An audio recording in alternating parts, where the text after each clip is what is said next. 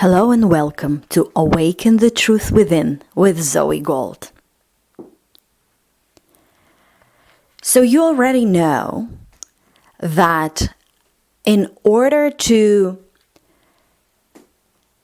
not just get the results that you want, but to truly transcend the beliefs, negative false beliefs, let go of errors, let go of the baggage that you've been carrying on for years, the fundamental step is to really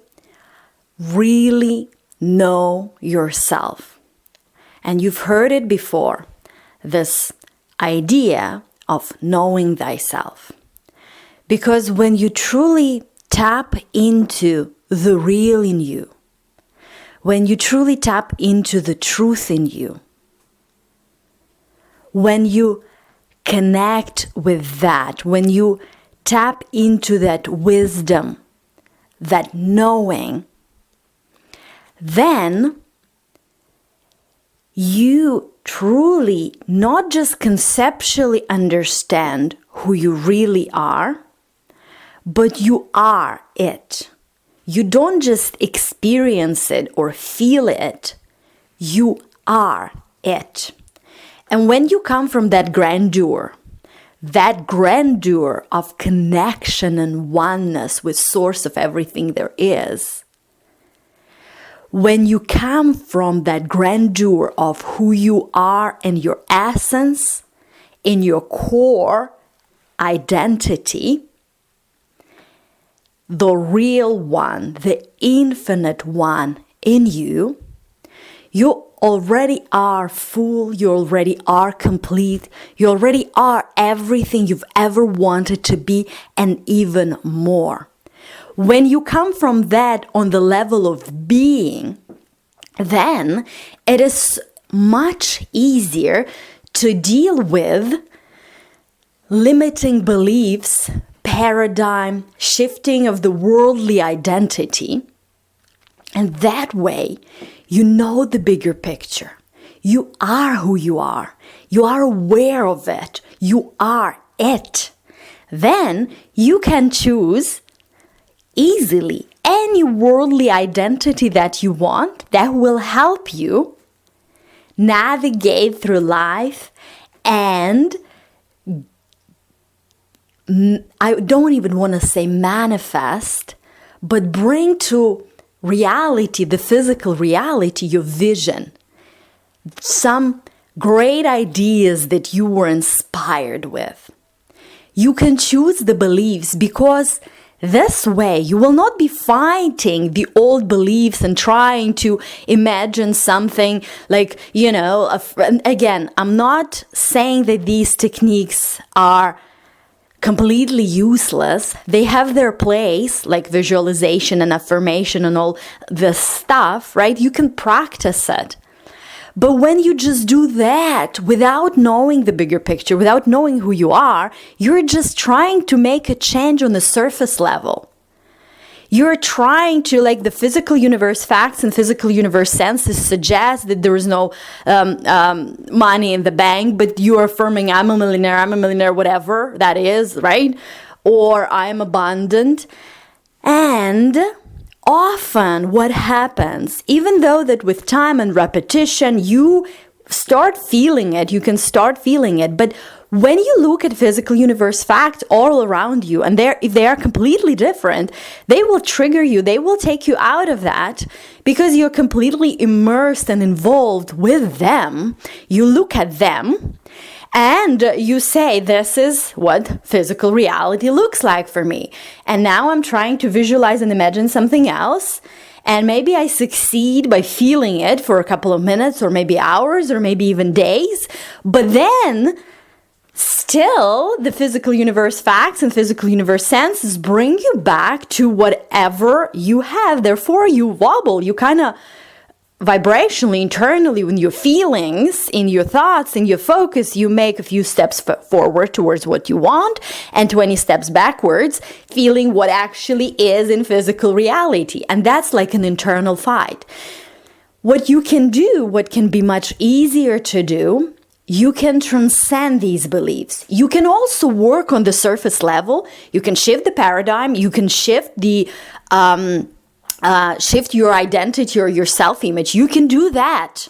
That's one level of approaching thing. But if you just operate on this level, this can be challenging, confusing. This can be also self-sabotaging. And it often, for some people, they succeed, but many just make 5 steps forward and 20 steps backward in their internal state. Because you gotta be in this state of dream fulfilled. This has to be your dominant state. Now, when you take a look at the bigger picture, when you zoom out, right? So you can zoom in, you can zoom out, and you can operate on different levels, and you can create transformation on different levels. So when you zoom out, when you see the bigger picture, when you really tap into that knowing, when you really unleash and awaken the real in you, you know it. You are it. It's not just certainty. It's not just you are it now. You are this presence. You feel the presence of this infinite presence, Almighty, in you, with you, all around you. You are it from your core, and that's what emanates from you as your feeling, as your knowing, as your thoughts. That way, you transcend the belief. And you can play with the worldly beliefs, with worldly identity. You can play this beautiful game of life on a different level, on a level of who you are. Because when you are you, you don't have to make yourself believe that you're rich, because you are full and you're complete now. And there is nothing that can be added to that magnificence and to that grandeur. It is because you're greater and grander than all the financial abundance of this world. And it is. And when you tap into that fullness, when you are it, then you can practice if you feel like it. Then you can visualize and imagine and affirm and choose whatever beliefs and feelings will serve you more, will benefit you more, will move you faster towards where you want to go. But you come from the greater knowing. You come from that being, because they tell you, act as if, feel as if you're already that person, you already are there. But again, if you just operate on the surface level, if you're just playing with the beliefs that you're really involved in, if you're playing just with physical universe facts and you're trying to imagine something, that may feel like a constant internal battle with physical senses. And you may succeed, some people don't, some people succeed a little bit and then move a little bit further.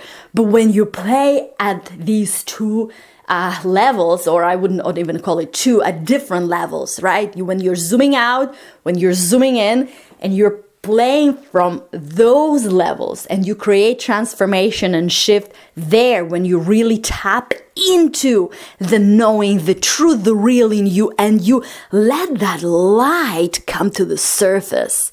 When this background of who you are, of this presence, of this greatness, of this connection and oneness with the divine is always there.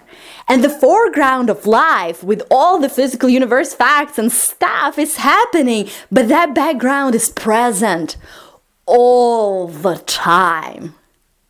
That's a different kind of state, because when you are who you already are.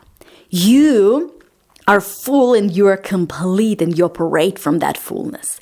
You operate from that grandeur. Now, so you don't have to force yourself to act as if I'm a millionaire, because you're grander than that idea. And when you come from who you are, you can play with any worldly idea you choose, because it's fun, because it's more beneficial, because it's serving you, because it's leading you towards where you want to go. But you come from that real. And when you come from that real, you will choose the vision and goals that come from your heart, that come from your essence, not from ego identity. And by ego identity and those ego goals, I mean sometimes people don't go for what they truly want in their heart, but they go towards some result that they believe will build their self of identity, their identity from that result. Like they come from lack, they come from not enoughness, they come from fear of rejection, and they feel like when they accomplish this or that, they will be enough finally. They can finally relax. They can finally say, I've achieved it, I've accomplished it. They can finally feel good about themselves. So they go for some ego stuff.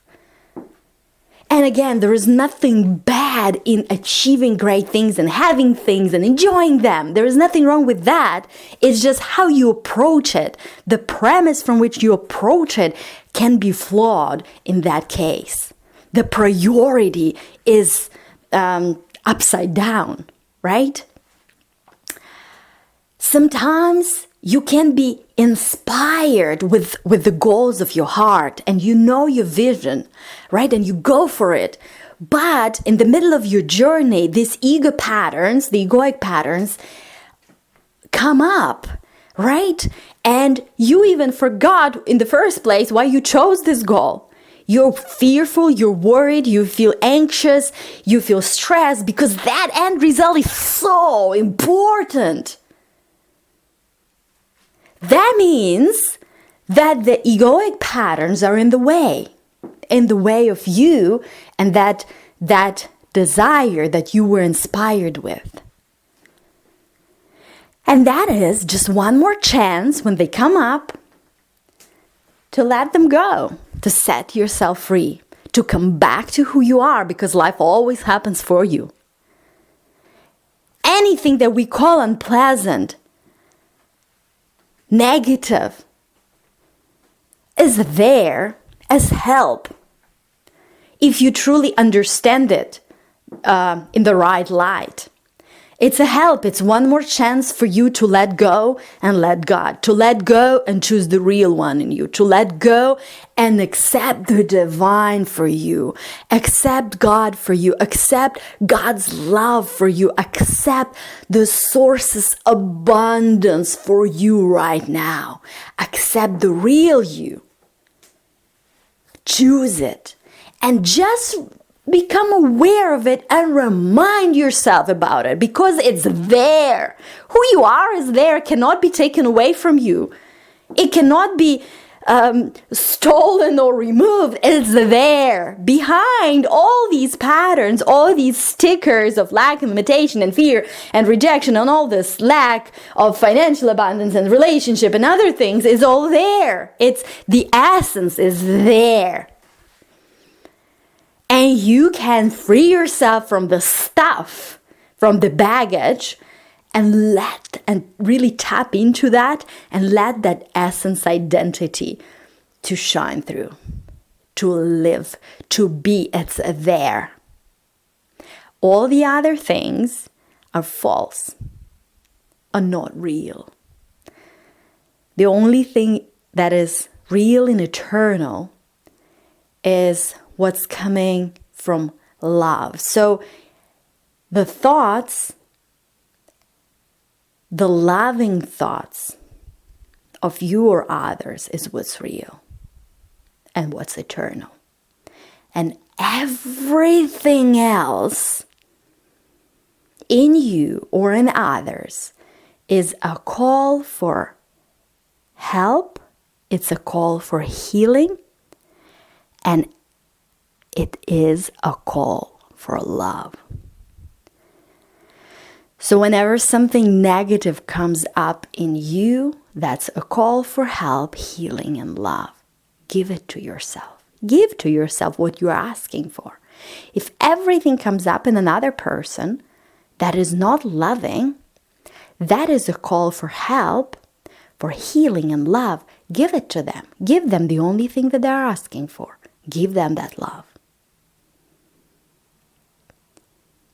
And when you perceive that, any negative reaction, anger, frustration of the other, for what it really is, a call for help, healing, and love, and you give it to them internally, in your feelings, in the way you internally react to whatever's going on in them. And when anything in you that comes up that is not pleasant, that does not come from love, you also see as a call for healing, help, healing, and love. And you give it to yourself. Instead of attack, you give love. You give what you are asking for. You give what they are asking for, because there is no they. We are parts of the infinite whole. That's who we are. We are parts of the source energy in the physical form. And therefore, when you give them the blessing, when you give them what they're asking for, you're giving it to yourself. When you give it to yourself, you're giving it to them too. And you can actually never give it to them until or unless you give it to you. Only from the state of real in you, you can see the real in them, and you can give what they're asking for. Help, healing, and eventually that's what stands behind it, is love. A call for love. I hope this was helpful. Talk to you soon. Bye.